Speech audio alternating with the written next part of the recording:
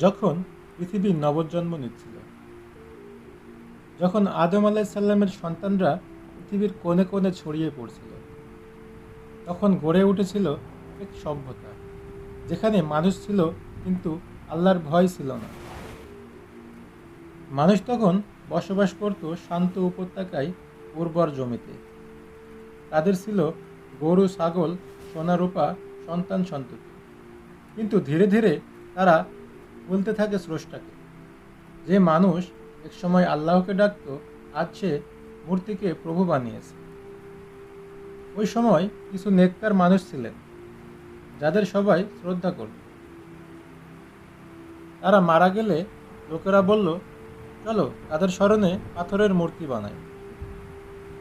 এরপর প্রজন্ম পার হতে হতে ওই মূর্তি হয়ে গেল উৎসর্গ, আর একদিন হয়ে উঠল ঈশ্বর। মানুষেরা তাদের সামনে সেজদা শুরু করল। এটাই ছিল শয়তানের ফাঁদ। সে বলেছিল, তোমরা আল্লাহকে তো ভুলতে পারো না, কিন্তু আমি তোমাদের এমন ভুল শেখাবো যাতে তোমরা চিরতরে পথ হারিয়ে ফেলো। একে একে চলে গেল বহু শতাব্দী। মানুষ হারালো ঈমান। সমাজে ছড়িয়ে পড়ল জুলুম, পাপ আর অহংকার। কেউ কাউকে সম্মান করত না, গরিবকে তুচ্ছ ভাবত, নারীকে অপমান করত, আর আল্লাহকে ভুলে কেবল ভোগে মত্ত ছিল। ঠিক তখনই আসমান কাঁপিয়ে এলো এক আল্লাহর ডাক, আমি একজন রাসূল পাঠাবো, যে তোমাদের কাছে আমার বার্তা পৌঁছাবে, যে আবারও আলোর পথ দেখাবে। এবং তখন জন্ম নিলেন নূহ আলাইসাল্লাম, যিনি হবেন প্রথম রাসূল, যাকে পাঠানো হলো সমস্ত জাতির জন্য, যার মুখে ছিল শুধু একটি আহ্বান, হে আমার জাতি, এক আল্লাহর ইবাদত করো, তিনি ছাড়া তোমাদের আর কোনো উপাস্য নেই। এই ছিল সেই সময়ের পৃথিবী, পাপের আধারে ঢাকা। কিন্তু নূহ আলাইসাল্লামের আলোয় উদ্ভাসিত এক নব অধ্যায়ের সূচনা। মানুষ ভুলে গেছে তার স্রষ্টাকে। এখন তারা সেজদা দেয় পাথরের সামনে, নাম রাখে ওয়াদ, শুয়া, ইয়াগুস, ইয়াউক, নাসর। তারা ভাবে এই মূর্তিরা আমাদের বরকত দেবে, আমাদের রক্ষা করবে। তখন আল্লাহ তাআলা পাঠালেন তার প্রিয় রাসূল নূহ আলাইসাল্লামকে। তিনি বললেন, হে আমার জাতি,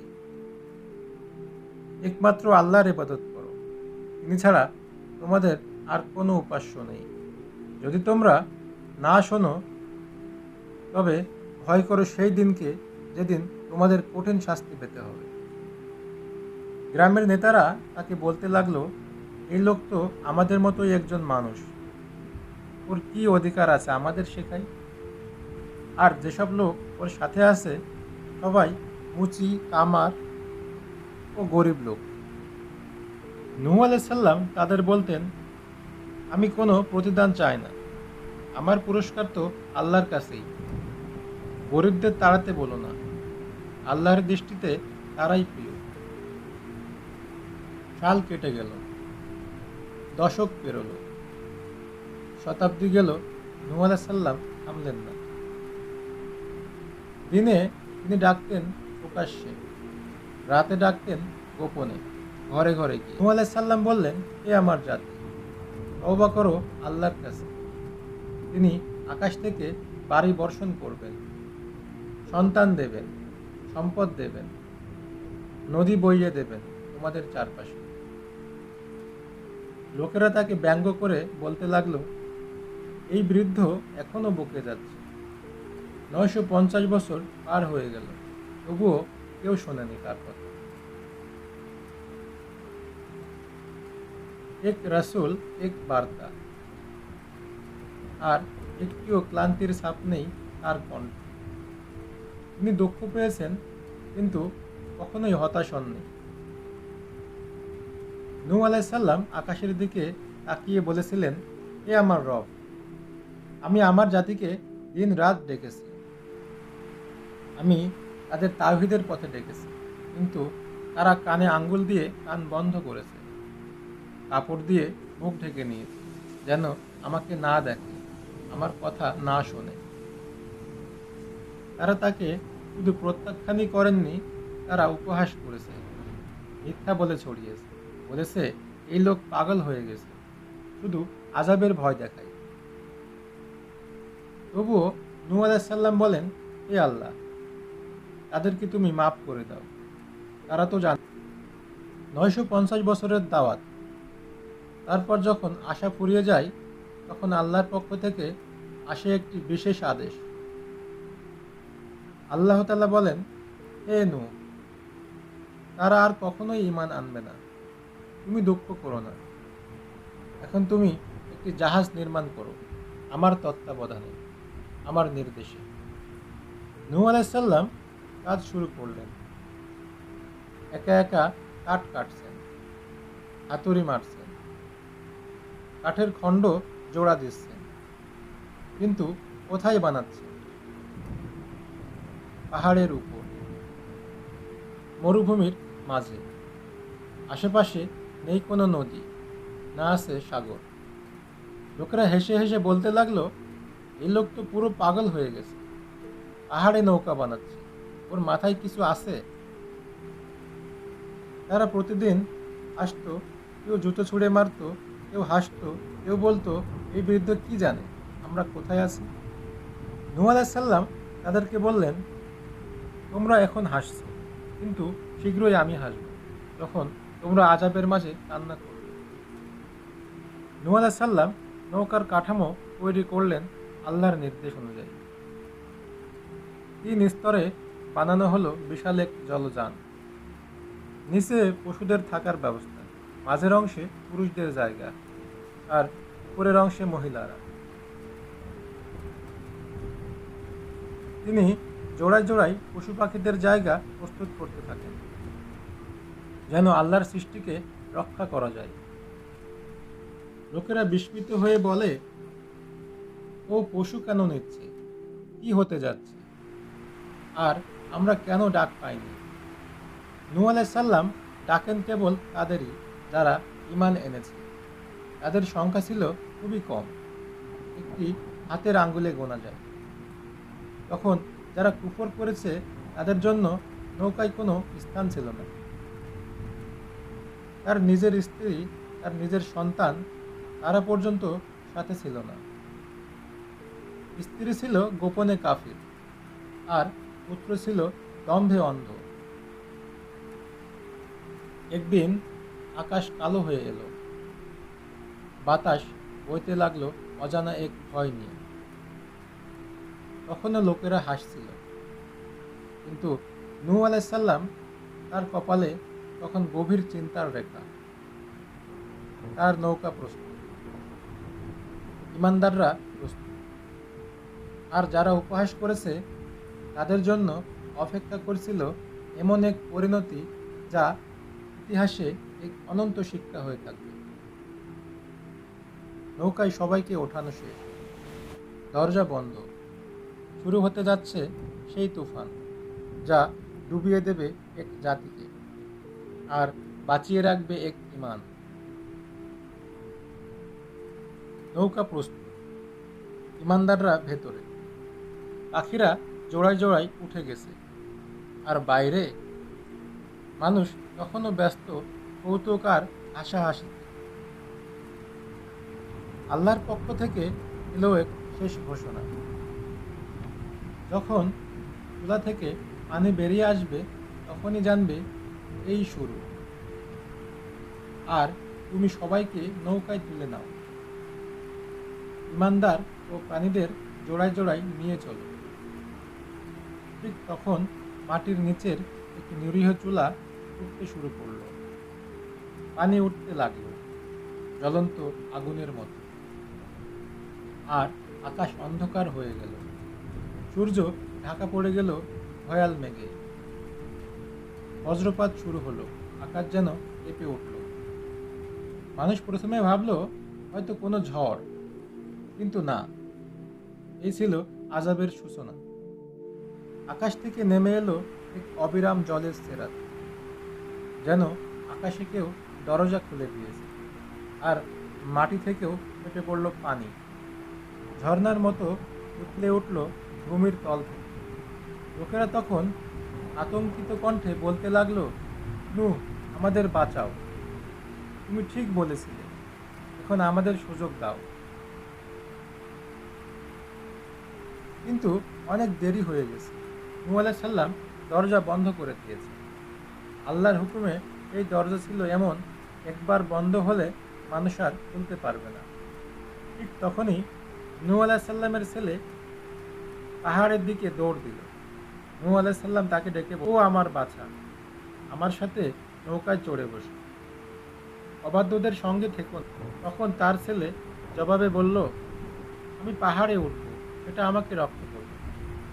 নূহ আলাইহিস সালাম তিনি বললেন নূহ আলাইহিস সালাম বললেন, আজ কেউ রক্ষা পাবে না। আল্লাহ যার উপর দয়া করেন কেবল তিনিই বাঁচবে। এমন সময় এক বিশাল ঢেউ এলো, পর্বতের চেয়েও উঁচু, ছেলেকে গ্রাস করে নিল। নূহ আলাইহিস সালাম চেয়ে রইলেন, চোখে জল, মুখে নীরবতা। তিনি দোয়া করলেন, হে আমার রব, ও তো আমার সন্তান ছিল, তুমি তো প্রতিশ্রুতি দিয়েছিলে আমার পরিবারকে রক্ষা করবে। আল্লাহর পক্ষ থেকে জবাব এলো, হে নূহ, সে তো তোমার পরিবার নয়, সে তো অবৈধ কাজ করেছে।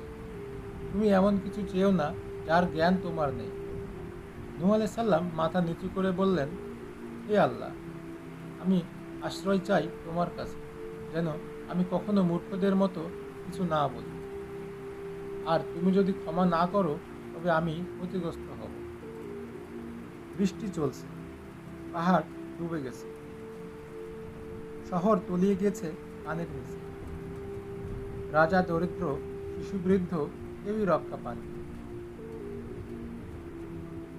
শুধু নূহ আলাইহিস সালাম ও তার সঙ্গীরা, তারা ভেসে বেড়াচ্ছেন বিশাল সেই জাহাজে। আসমান আর জমিনের মাঝে কোটি কয়েক প্রাণ। এই ছিল সেই দিন, এদিন পৃথিবী ধুয়ে গেল পাপ থেকে, আর শুরু হতে লাগলো এক নতুন ইতিহাসের সূচনা। আকাশ কাঁদছে, মাটি উতলে উঠছে, পাহাড় সম ঢেউ আছড়ে পড়ছে। পুরো পৃথিবী যেন আল্লাহর গজবের নিচে ধ্বংস হয়ে যাচ্ছে। এই তুফান শুধু এক ঝড় ছিল না, এটা ছিল এক জাতির শেষ, এক যুগের সমাপ্তি, এবং নব এক মানব জাতির শুরু। নূহ আলাইহিস সালাম তার বিশাল নৌকা ভাসছে, নিচে থই থই পানি, চারপাশে মৃতদেহ, গাছের টুকরো, ধ্বংসস্তূপ। ঢেউয়ের উচ্চতা পাহাড়ের চেয়েও বড়, প্রত্যেক ঢেউ যেন এক একটা প্রলয়ের মতো। ইমানদাররা চেপে ধরেছে হাতের দ্বন্দ্বে, আর নূহ আলাইহিস সালাম চোখ বন্ধ করে বলছেন, হে আল্লাহ, তুমি আমাদের রক্ষা করো, তুমি ছাড়া রক্ষাকারী নেই। সমস্ত শহর, গ্রাম, বন, মাঠ সব পানির নিচে তলিয়ে গেল। আজ যারা হাসত তারা আজ কান্নায় ভেঙে পড়েছে, কিন্তু সেই কান্নার শব্দও পানির গর্জনে চাপা পড়ে যায়। আর যারা ঈমান এনেছিল তারা ধৈর্য ধরে বসে আছে, চোখে আছে ভয় আর বিশ্বাসের মিশ্রণ। তারা জানে এই আযাবের ভেতরেও আল্লাহর দয়া আছে। দিন যায়, রাত আসে, পানির ঢেউ থামে না, সূর্য দেখা যায় না, রাত যেন রাত না, আর দিন যেন 40 দিন 40 রাত এই তুফান অব্যাহত থাকে। আল্লাহর আদেশে এই পৃথিবীকে শুদ্ধ করতে হবে, পাপীদের ধ্বংস করতে হবে, আর ইমানদারদের দিয়ে নতুনভাবে গড়ে তুলতে হবে মানব জাতি। 44তম দিনে আকাশ থেমে গেল, বৃষ্টি থামল, মাটি পানি গিলে নিতে শুরু করলো। নূহ আলাইহিস সালামের জাহাজ ধীরে ধীরে নোঙ্গর করলো এক পাহাড়ে। সেই পাহাড় ছিল জুদি। জুদি পাহাড় আল্লাহর রহমতের স্থল। এখানেই শেষ হলো এক ভয়ঙ্কর অধ্যায়। নূহ আলাইহিস সালাম নেমে এলেন, তার পা ছিল নতুনভাবে আবির্ভূত জমিন। চারিদিকে নীরবতা, যেন পৃথিবী নীরব প্রার্থনায় ডুবে আছে। তিনি সেজদায় পড়ে গেলেন, চোখে জল, মুখে কেবল একটি শব্দ, আলহামদুলিল্লাহ। সব প্রশংসা একমাত্র আল্লাহর জন্য, যিনি আমাদের রক্ষা করেছেন এবং সত্যবাদীদের বিজয় দিয়েছেন। আল্লাহ তাআলা বললেন, হে নূহ, আমি তোমার উপর ও তোমার সঙ্গীদের উপর বরকত। এখন থেকে তাদের বংশ দিয়েই গড়ে উঠবে নতুন মানব জাতি। এটাই ছিল নতুন পৃথিবীর সূচনা। নূহ আলাইহিস সালামের সন্তানরাই হলো আজকের মানব জাতির পূর্বসূরি। তিনি হলেন দ্বিতীয় আদম, যিনি বাঁচিয়ে রাখলেন ঈমান, মানবতা আর তাওহীদের বীজ। তুফান থেমে গেছে, কিন্তু নূহ আলাইহিস সালামের কাহিনী আজও কথা বলে। এই গল্প আমাদের শেখায় ধৈর্য কেমন হওয়া উচিত, ঈমান কিভাবে রক্ষা করতে হয়, আর অবাধ্যতা কিভাবে ধ্বংস ডেকে আনে। তুফান থেমে গেছে, আকাশ পরিষ্কার, সোনালী রোদের আলোয় আলোকিত সেই ভূমি যেখানে একদিন ছিল পাপ, অন্যায়। এখন সেখানে শান্তির বাতাস বইছে।